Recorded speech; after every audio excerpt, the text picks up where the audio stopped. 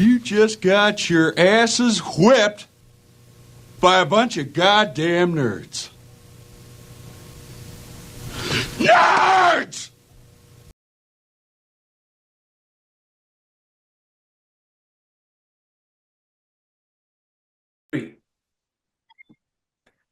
Hello, everybody, and welcome back to Nerds Podcast, episode 7 for us, episode 3 of Daredevil, and we're going to get into it this week. It was only one episode, unlike last week's, where it was 2 episodes for the premiere.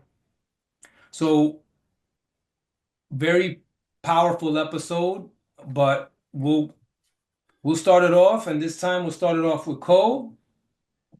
Talk about it.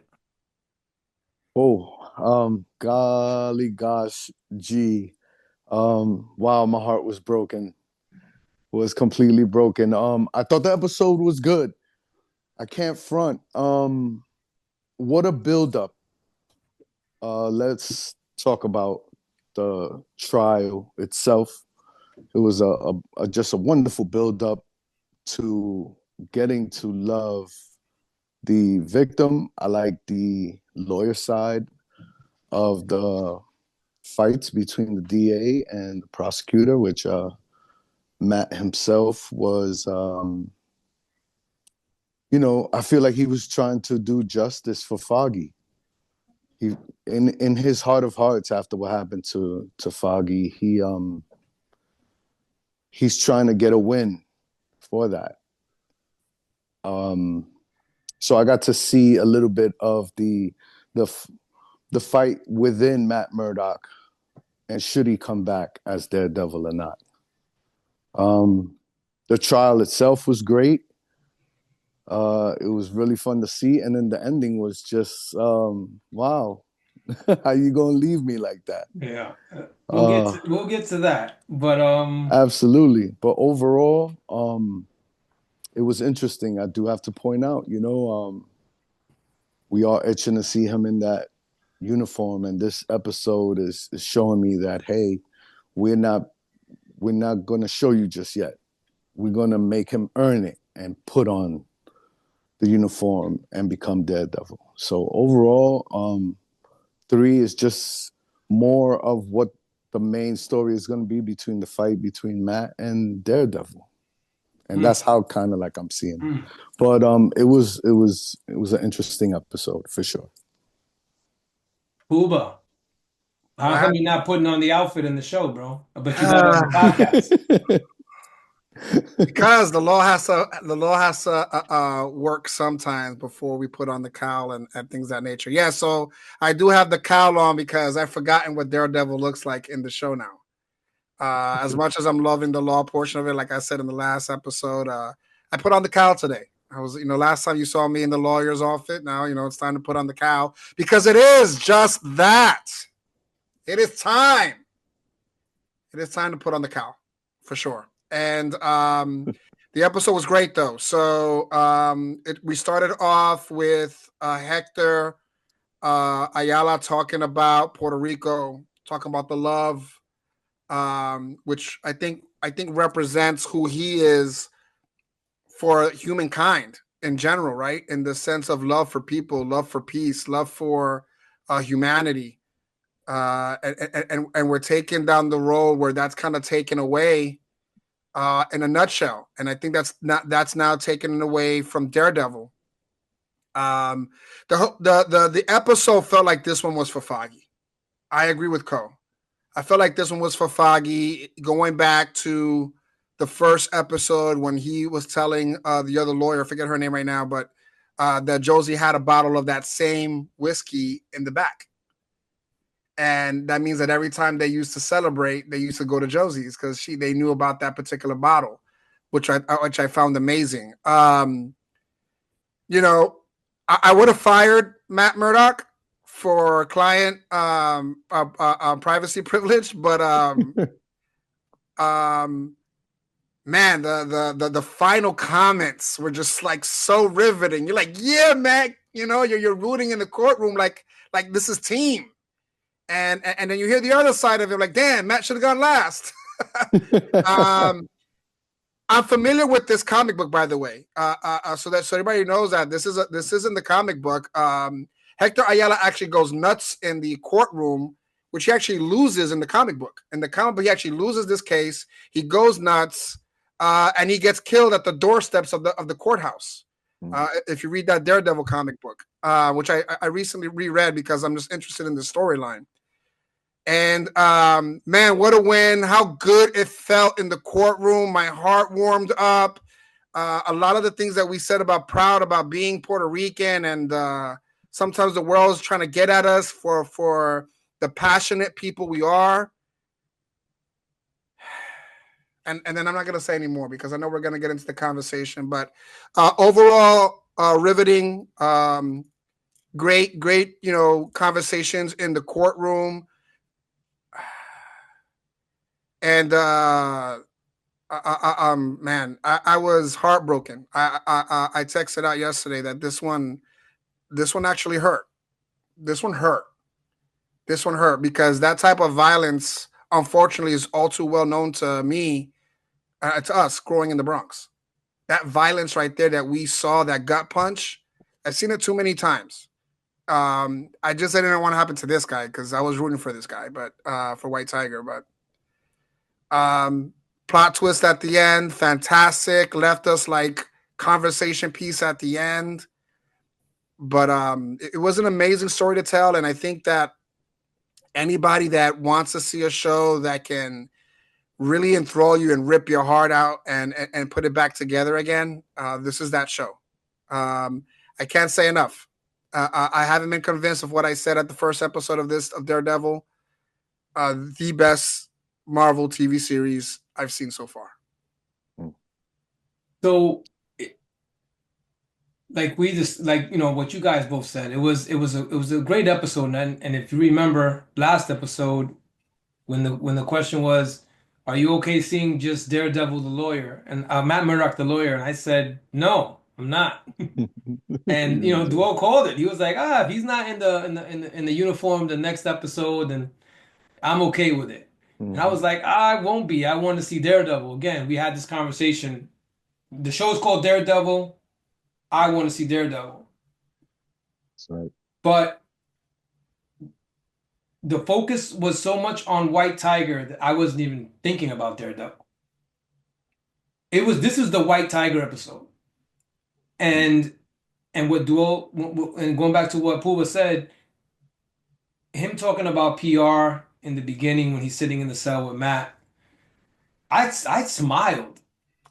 I really smiled, like, man, and then he said, you're going to see that again. That was a feel good moment for me. And not, just and like you guys said too, I was rooting for this guy. I really was. And but we'll talk about that in a minute, but it was his episode to me, man. And he deserved it. He deserved that one. Peaks and valleys of just an episode. There were peaks and valleys, and it was just like, man, again, didn't think about Daredevil at all, because it was, to me, this was the White Tiger episode. So you didn't care to see Daredevil in uniform in this episode. And remember, I said no. I want to see Daredevil. That contradicts what you said prior, in a sense where you want to see it. I was so consumed with the episode and White Tiger. White Tiger was on trial for murder. So I know it's Daredevil the show, but that kind of went out the window. I was worried about him. I want to know what's going to happen to him. His lawyer happens to be Matt Murdock, who's Daredevil. That's great. But you know what? What I said the last episode, not really contradicting it, because they kind of sold me. They sold me and convinced me to say, you know what? Don't worry about Daredevil right now. This is White Tiger. We want you to focus on him. And I did. I think that's great writing. So again, a powerful show, man. Powerful episode, and great acting. And and Cole said it last time. Very proud to see us represented. And unfortunately he passed away. And but it was good. It was great to see him portray him, even if it was only for 2 episodes. I was hooked. And props to him. God bless him. God bless his family. But this episode was just a gut punch. It just grabbed onto you, and I couldn't. Again, I wasn't worried about Daredevil. Even based on what I said last episode, I was worried about White Tiger. Mm. That's what I took from this episode, and I was just consumed with it. But I will pose this question to you, and we'll keep the lineup going. Kojak's leading off. Let's do it. Were you expecting? Did you think it was an automatic not guilty? All right, the short answer is no. So I watch it with subtitles, right? And when they were gonna give the verdict, I actually put my hand over the television to just cover the subtitles while I could still watch the show. Yeah, because sometimes the subtitles come out early. Yeah, I know what you're saying. Exactly. So, but I was just like you, watching the actual trial going on.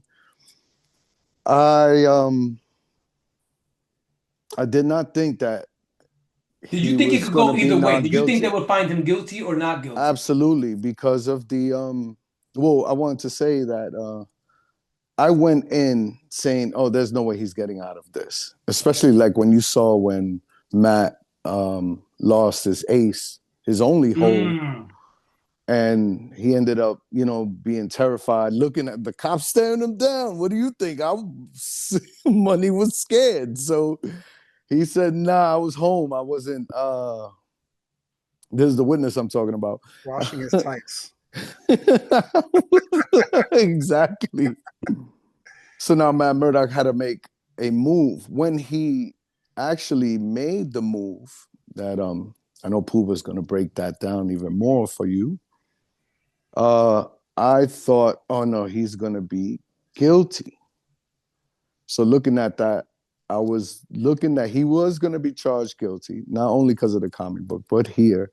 And also I want to point out I actually liked the DA's closing statements. I think Pooba talked about this a little bit earlier.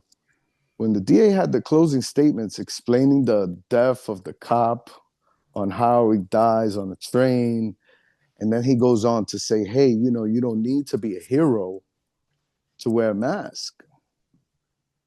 Or vice versa. I probably said that the other way, but you don't need to, So anyway, what I'm trying to say is, after those closing remarks, I was like, I don't know. I think he's gonna be guilty.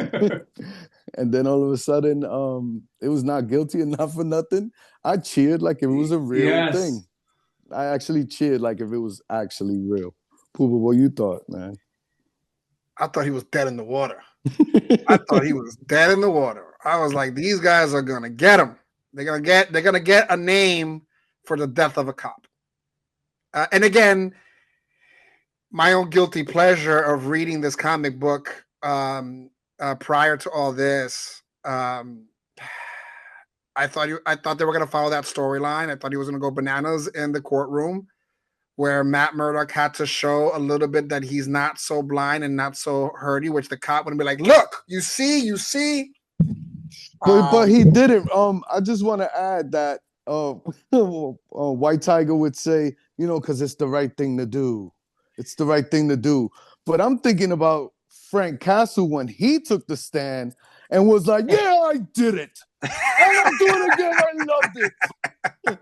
And I was hoping for White Tiger to do that, but he was yes, I'm fine. No, but listen, he started off talking about love. He started talking about love and the cookies and things of that nature. So he was all love. Like when we say a proud Boricua, that's one proud Boricua. So I thought he was dead in the water with everything that I knew historically, everything that I saw the trial going against him. The minute that the guy was like, nope, I'm not home. I'm like, Matt, we've been here before. I think in the original series, there was another guy that they were kind of shaking down, and he'd rather kill himself than go on the stand. Like, Matt, didn't you get it? Come on, you're a lawyer, man. Get a deposition here. So he had nothing in writing. He had no backup, no plan B. He's been here before. So, man, I was like, we're dead. Damn it, we're not going to win this one. And yes, I think I popped a bottle of wine last night celebrating for him, and man, I was so happy. But no, I thought he was dead in the water. I thought this was gonna go sideways quickly, where he was gonna try to get out of there. And then I don't know, we'll get to the other part. But yeah, I thought he was in the water. P. I'm sorry. Go ahead. No, it's right. Underneath this cowl, I'm crying. I'm crying, but because the inevitable happened. But yeah, the court I think was done. Again, I was so into the episode that I was worried. I forgot that I'm watching a show, and I'm actually worried about this guy getting off. Like, is he gonna? Is this guy? Is he going to do his job and and convince the jury that he's not guilty? And I'm sitting there on the edge of my seat, and again, I was like you guys. It could go either way. Like, they're gonna find him guilty, and then he's gonna spend the rest of the series trying to get him out of jail. But again, that's how great this episode was for me. That going against what I said last episode, I wanted to see Daredevil. Wasn't even thinking about Daredevil. It was just all about White Tiger, a man on trial for just, like he said on the stand, it's the right thing to do. All he wanted to do was help people, and it sucks but that's what happens. You know what I'm saying? The innocent person usually is the one who gets screwed over, and this is what happened to him. It just happened to be cops that he ran into, doing dirt, but wrong place at the wrong time. But it sucks because a good person was just trying to do the right thing and help somebody who was getting jumped, like he saw this guy getting jumped by two guys. So again, just like you guys, edge of my seat, rooting for this guy like I knew him. Like, oh my God, he's got to get through this, but we're all in agreement that it wasn't. We all didn't think it was just an automatic that he's gonna be not guilty. I definitely didn't read the comic book like Puba to think that there was the possibility that something else could happen. But I'm glad that it had all of us like that, because I think that's an example of good writing. To stay in the courtroom, because a majority of the episode was in the courtroom, and we're gonna go with Cole again. What did you agree with Matt Murdock exposing White Tiger's secret identity? Absolutely not. 100%. I am a Spider-Man fan. Just to let you people know, there is a reasoning for this secret identity. Having a secret identity, you can actually have one in real life. Everything doesn't have to always be exposed, but you want to separate your work with home. So when you're working, you want to separate that. When you're home, you want to separate that. You don't want those two worlds to intertwine and throw you off. So when Matt Murdock did that, I was pissed. I was actually pissed, like, yo, what are you doing? Especially when Hector Ayala himself looked at him and said, it's not your secret to tell. Oof. See, since he's Puerto Rican and I'm of Puerto Rican descent myself, I'm pretty sure there was like a bunch of other curse words after he said that. But no, even though I know sometimes you have your back against the wall, right? You have to make something happen, because now Matt, like I said earlier, he lost his ace in the hole. So now what you're going to do? What I don't like about what Matt did was he didn't talk to the person he's actually defending, and that's a big no-no. That's a trust issue right there. And speaking of trust issues, when Kingpin told Vanessa, "Don't be on the wrong side of me not trusting you," I thought it hit home on that one for sure. When it came to Matt blowing up his spot like that, especially not talking to him about it, I thought it was a bad move. So, I mean, we all know what happened, but yeah, I wasn't cool with it, man. I was not cool with it at all. No, I 100% agree with Kojak. Um, he signed his death warrant.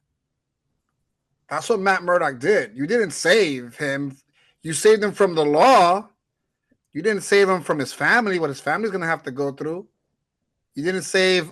Once you give up the secret identity, man, we know. Again, Tony Stark can afford a high-end security. Daredevil can hear someone in his sleep walking up to his house, a clicking of a gun. It was selfish because I think he wanted to win and wanted to be his savior. We can't fight everyone's battles in this world. We just can't. Superman can't. Batman can't. The Avengers can't fight the everyday battle. And sometimes they say that we learn more from when we lose than when we win. And I think it's the obsession with the Foggy, because this is the type of case that Murdock and Nelson would take. Pro bono, a guy who's innocent, fighting the system. This is a Foggy and Matt case on most occasions. And I think he became so obsessed with it that he broke that client privilege. I mean, don't get me wrong. I mean, in the prior episodes, he went into the chamber of the judge and said, we need to remove this. We can't have this. I'm surprised that the next episode is in Matt against the Bar Association trying to keep his law degree, is whatever it is that they get. And I'm sorry because I get upset about this, but yeah, no, it wasn't his place. You saying wait, hold on. You saying Matt to get disbarred for doing something like that? Okay. Yeah. Again, Matt being disbarred, what does that turn him into? Full-time what? Daredevil.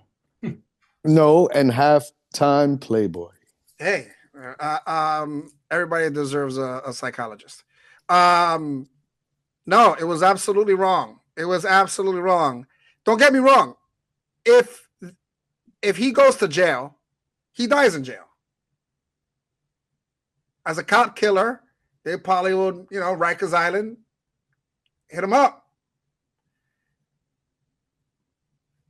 He didn't deserve to get his identity broken because it contradicts everything that he did in the prior case that we saw before when he was protecting the identity of all the other heroes from the guy that was doing the suits in the She-Hulk series. He was protecting their identity so that the guy didn't have to give up his clients' names.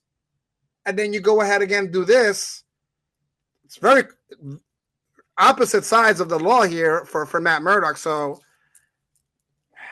you think he's having a identity crisis with being Daredevil and Matt? I mean, obviously we haven't seen Daredevil, and I think like in 1,500 ages. But I'm seeing him right now. Yeah, no, right now absolutely there's an identity crisis, and then there's a lot of reflection in all this when it comes to Matt, because I think Matt hopes he could do that he could say, "Hey, I'm Daredevil," the same way Tony Stark could say, "I'm Iron Man." I think there's a little bit of that, but at the tail end of it, on the law side of it, he broke that client trust, and then and not even thinking. Again, going back to Civil War in the MCU. And Civil War in the comic book, when Tony asked Peter to give up his identity, and Peter was, Peter was like, "Oh, I don't know about this, but I'll do it." But at least Peter okayed it. This was a man that was that I think Matt Murdock during the trial wanted to win so bad because he wanted the good guy to win that. He's the one that put him to death. He signed his death warrant. I agree with you guys, and I know you guys you guys watch the episode, you hang on every word, but he said something that I get why he did it. He said, I had to take a big swing, and because of the witness chickening out, he said, I had to take a big swing. Now, his job is to keep him out of jail.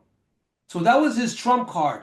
Do I agree with it? Because he said you didn't even talk to me about it. I believe if he talked to him and said, "Listen, I need to use this to keep you out of jail," he lets him do it.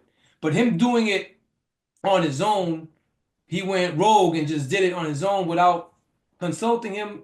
Wrong 100%. I understand why he did it because that kept him out of jail. Even and look, I'm contradicting myself too from what I said in the last episode, just like Matt Murdock did when he tried to keep the White Tiger subject out of the trial. But look, things change, and that's what happened with me as far as this story, and that's what happened with him because again they took away his witness. So he told them I had to take a big swing, but I think we're all forgetting. Did he betray him in that sense? Yes. Do I think White Tiger would have been okay if he would have consulted him and said, "Look, this is what I need to make this work." Yes, go ahead and do it because if that's gonna keep me out of jail, then yeah, do it. Just him not consulting him about it is, I get that, but The one thing he did warn him, though. He did warn him. He said, "You cannot become White Tiger again." he did. He We'll did. get to that, but I get that he wanted to win. I don't see it as much like you guys for Foggy. I think it was more that he wanted to keep this man a good guy because every time he asked him why he did it, he said it's the right thing to do. It wasn't for any glory or nothing like that. It was the right thing to do. And you heard his story about why he had the flowers in his hands. He was trying to get his life back together with his wife. They were living with his sister. Oof. It was just I don't see the Foggy aspect like you guys. I just see that he wanted to help this guy who was just a good guy. He wanted to help him prevent from getting screwed over by dirty cops. These guys are scumbags. Like I can't even. But that's going to my next question. Before you go to that, I just want to say that with Foggy, right? On my point is that after winning the case, you could see the joy in his eyes and his heart. I'm talking about Matt Murdock. Of I don't know. I felt this one's for you, buddy, as well as seeing a good man because that's usually like the cases that they take. Yeah. Why would he? Given Why your would he? Why point. would he bring out the bottle if it wasn't for Foggy? Well, I'm not saying you guys are wrong. I'm just saying No, I I didn't know. see the same thing you guys saw. That's what I'm saying. No. Yeah. Again, but he brought out that bottle for Foggy because that was a win for Foggy. He brought out that bottle because he was going to get the doctor drunk and get busy. That's why he did it. And he won the case. Yes. Right? Yeah. Okay. So celebration all around. Yeah, there we go. Drinks for everybody. So Matt Murdock wins and White Tiger loses. Is that it? No. Okay. Listen, let's not forget I understand the question was, do you agree with him doing what he did to expose his identity? I don't. I don't either. I don't agree with that but I understand why he did it. I get why he just did it the wrong way. Because if he would have talked to him, this is the strategy. This is the strategy that we're going to use to get you out of jail. So I can keep it a secret, but then you're going to go to jail. So it's catch-22. Yeah, because his partners didn't know either. His partners seemed shocked. Yeah, they didn't know. Yeah, they didn't know either. So the next question was to you guys, the dirty cop.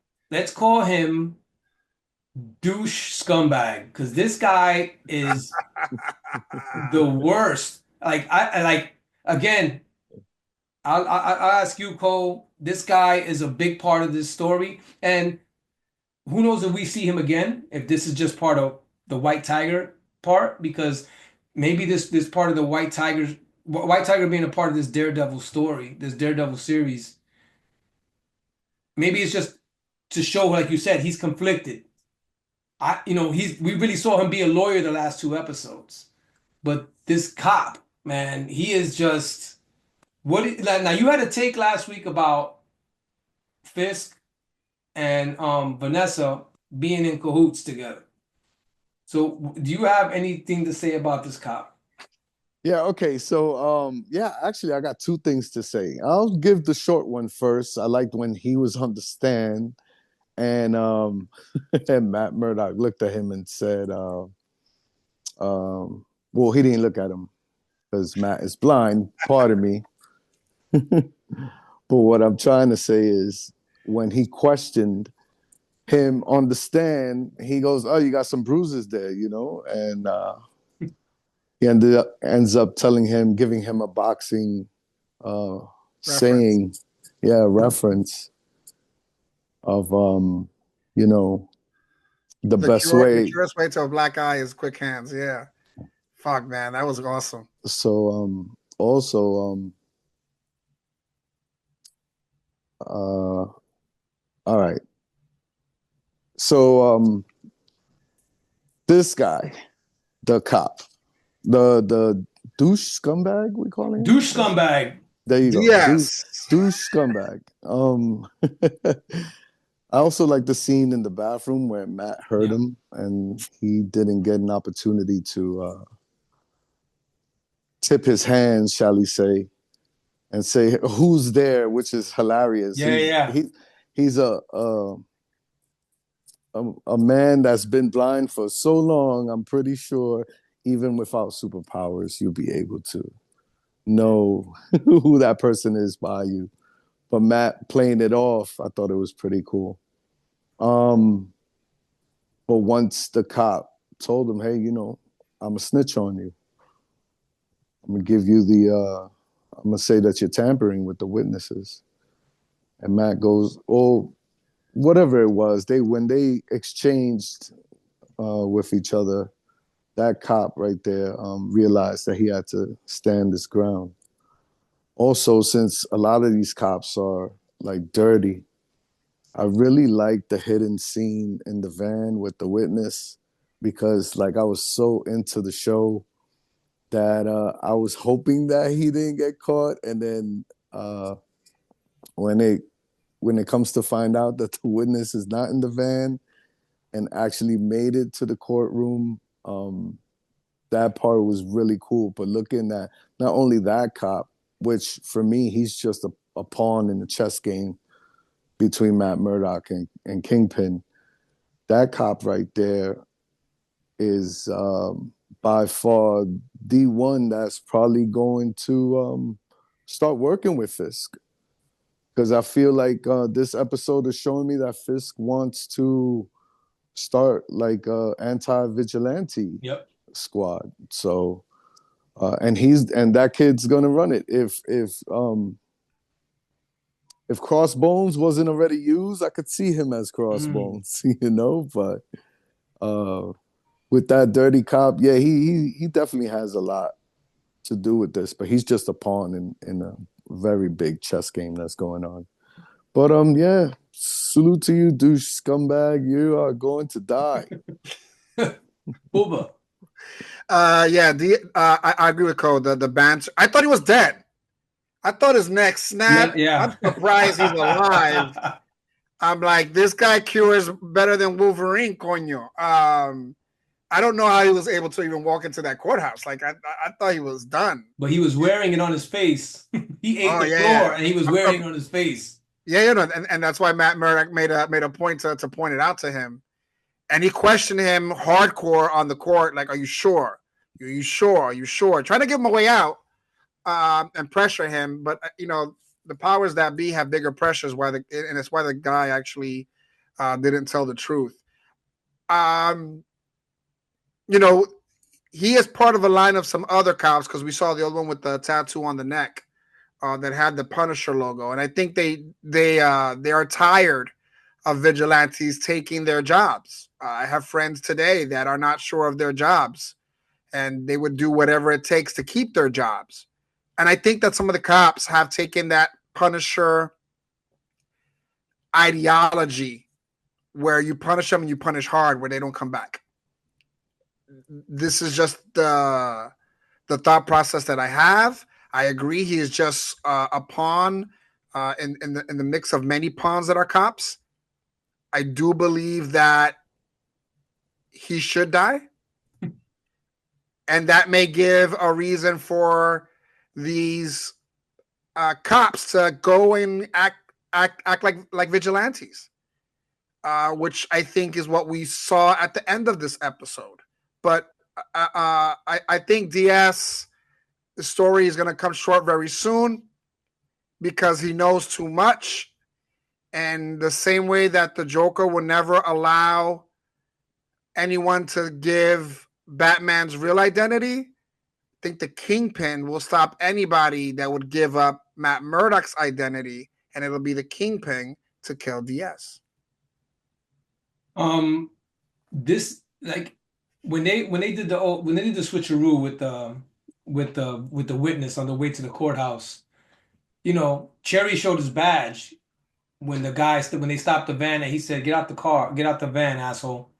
And I was like, "Yo, like he showed you his badge too, I'm trying to watch my mouth, but like I was upset, like I was mad at this guy, like who the hell does this guy think he is? You know what I mean?" And Yeah. again, and I've said this with every single question we've had, that's how good this episode was. I was really involved in it. And And who doesn't like a decoy van? Who doesn't like a yeah, decoy yeah, van? I love exactly. those things. So I'm looking at this guy and I'm just like, yo, I can't stand him. He's on the stand and he's lying his ass off. I can't stand this cat. Like I'm really hating this guy, but I'm also looking at it like this guy's doing a great job because I can't stand him and he's just an actor. You know what I mean? This is not real, but this guy's selling it. He's selling it. And he also had the tattoo, the Punisher tattoo on his wrist from episode 2 when he was roughing up Murdock. But yeah, this guy, and I'll give you a little reference here to go off. As far as a dirty cop movie is a movie called Pride and Glory. I don't know if you've ever seen it. It's a great flick. Colin Farrell's in it. Ed Norton's in it. Great actors all around.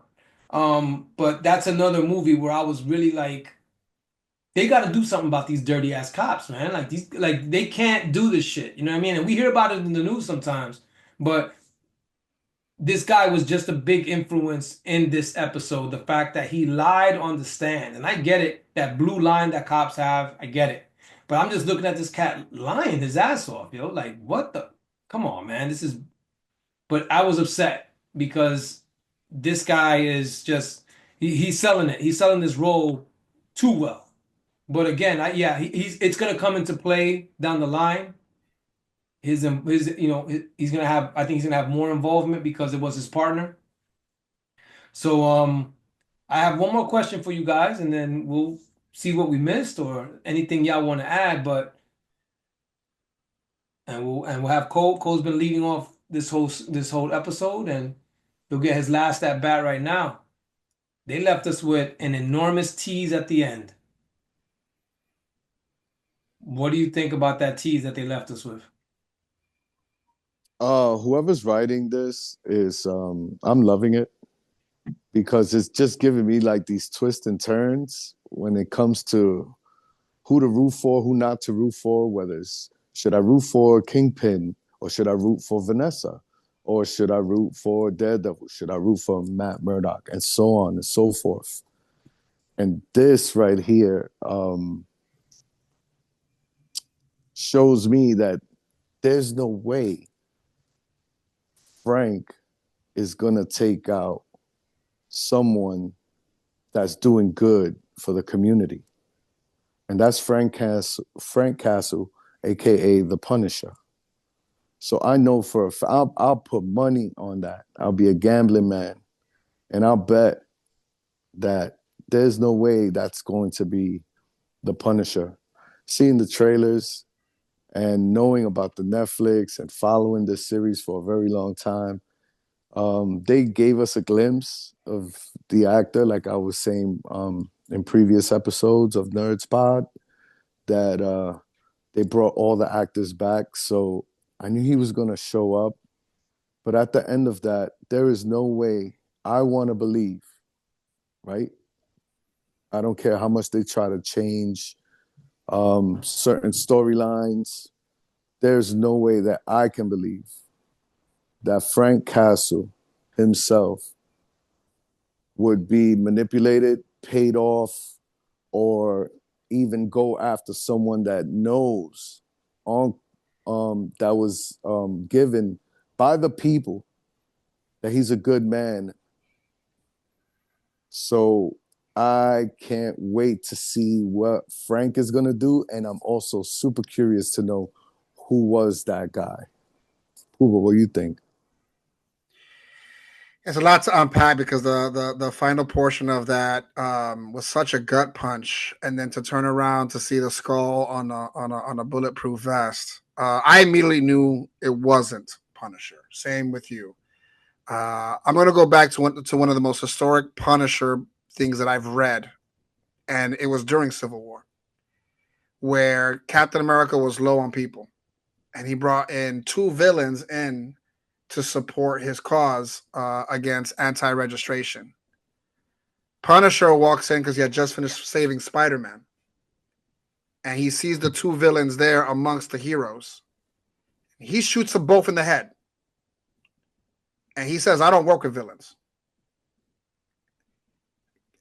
White Tiger, for who he was so far from a villain that Frank Castle would never do this. Can I say and be honest? It was probably, for me, it was sadder than Tony Stark's death. It was brutal. It was realistic. It happened so fast that we weren't ready for it.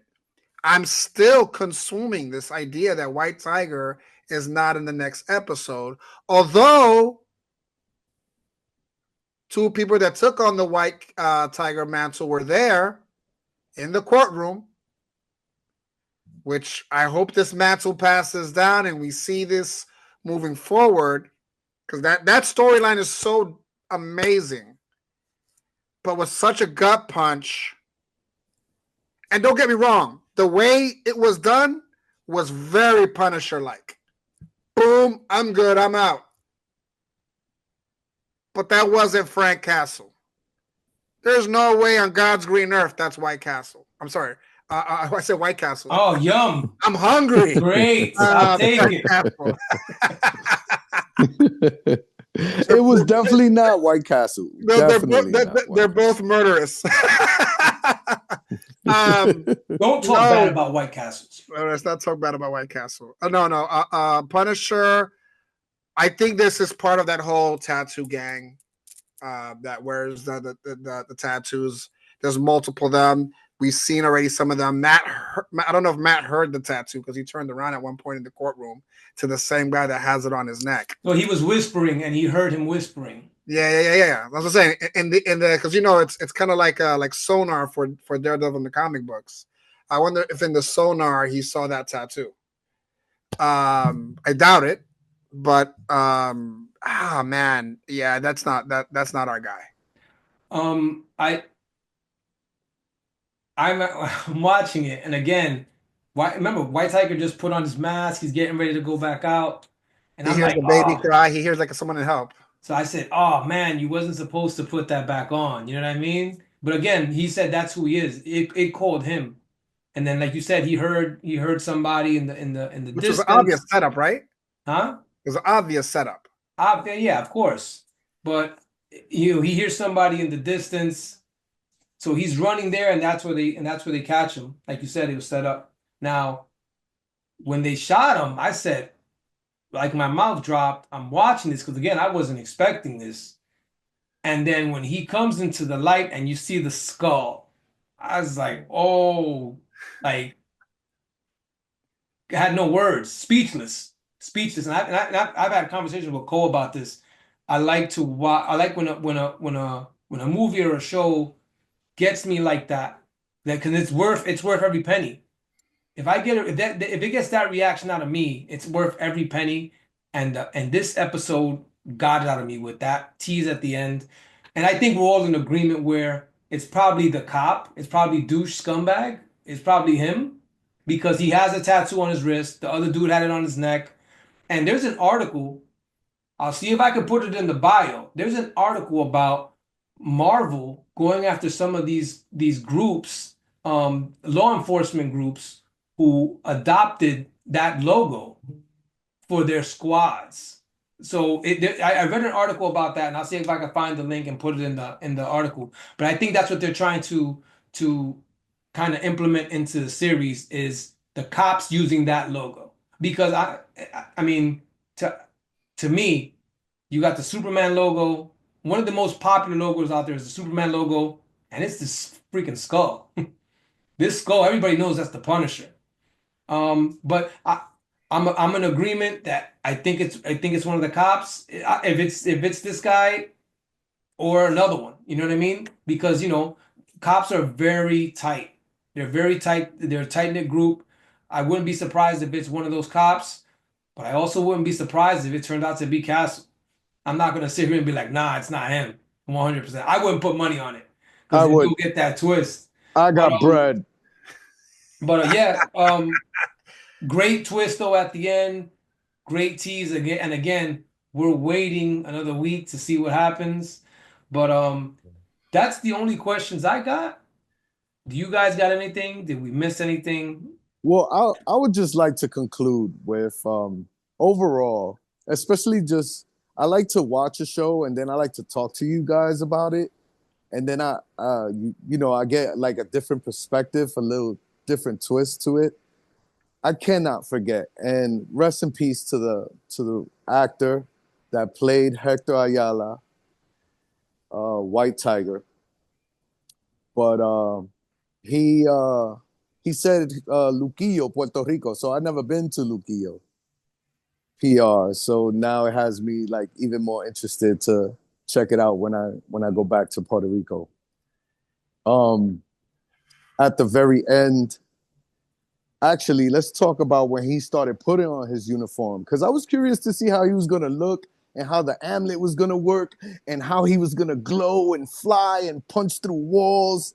I don't really know what White Tiger's really gonna do, right? Or maybe in my mind, a small mimic of what Black Panther could do. With that, I didn't get anything. He just died. But while he was putting on the uniform, I'm hearing the song that they played, La Palabra, from Carlos Vela. And La Palabra, once I started hearing that, it reminded me of Man on Fire. Oh wow, I was just gonna say that, Cole. Great take. Great Because, take. Yeah. I have yo, that song. That song is on my playlist. how dope. When I started hearing that, I kind of shifted with, okay, he's free, he's gonna go out there, he's gonna kick butt, but he doesn't, and he gets murked. And that song is cursed. If it's played in a show or in a movie, Someone's dying. someone's gonna die. And with that, I thought that was so cool. And then, of course, how can I not conclude with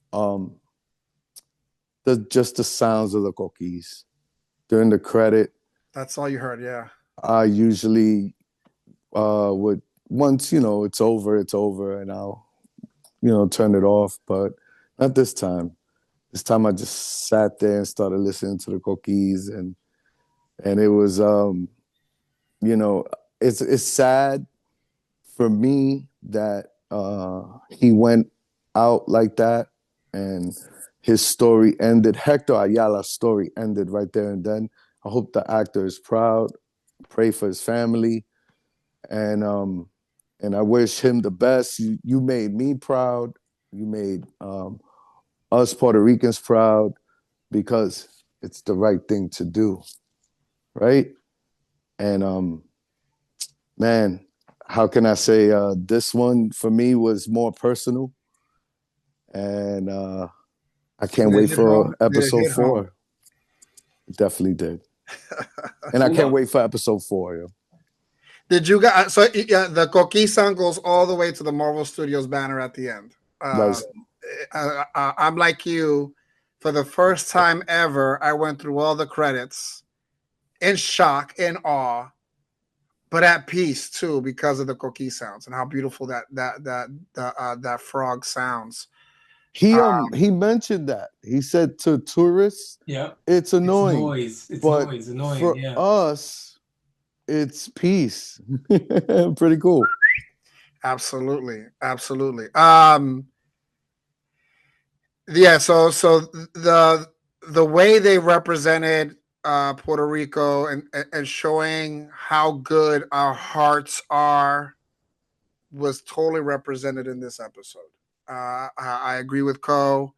As a person of Puerto Rican descent, a small island that is beautiful and gorgeous, and has so much history and so much pride. And I didn't want to see White Tiger go out like this, but if anything's gonna bring this out, it's gonna be that, because it's the right thing to do. And it was great to see. I gotta ask this, Cole. Do you think they're still in cahoots together? Vanessa and Fisk, because That, that that was was a hot take.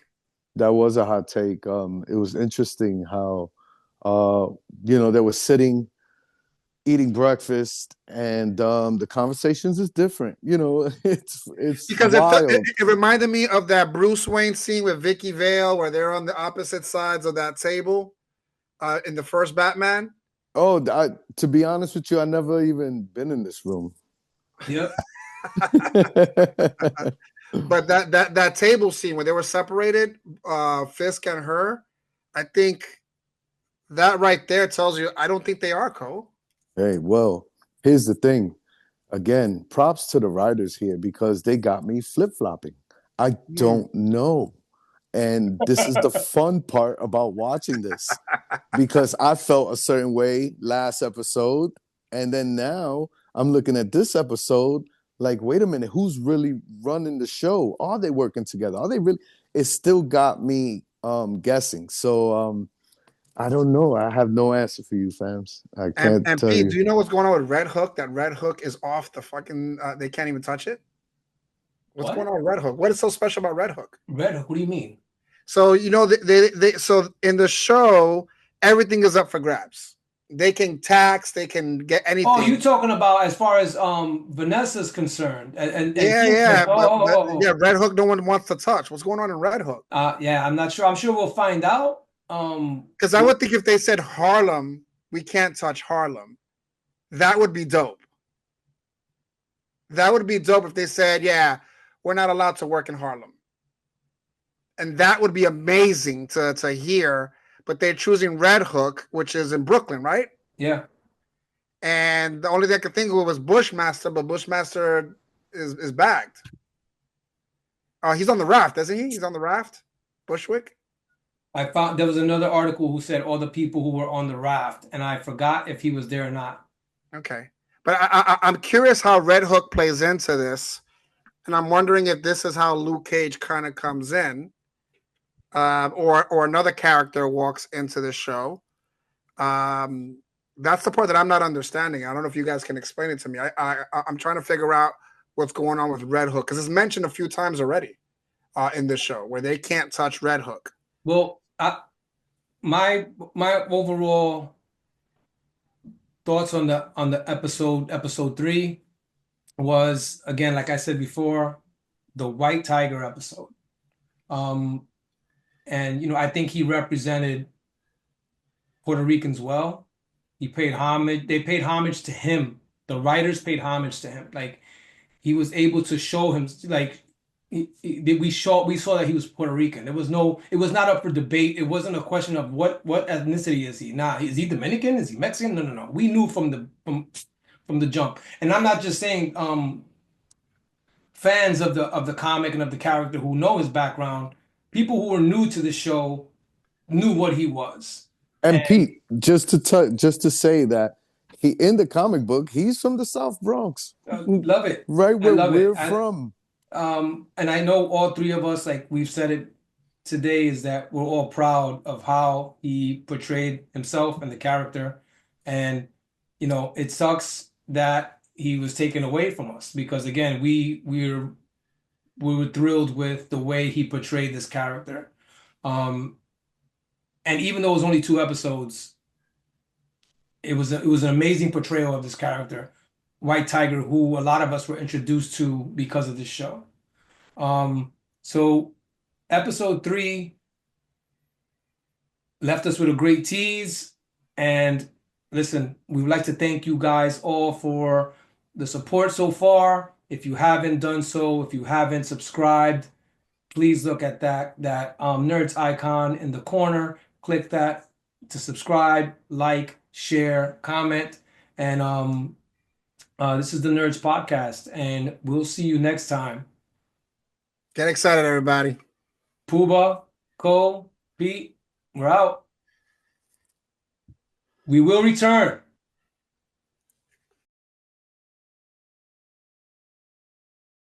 The worst episode ever.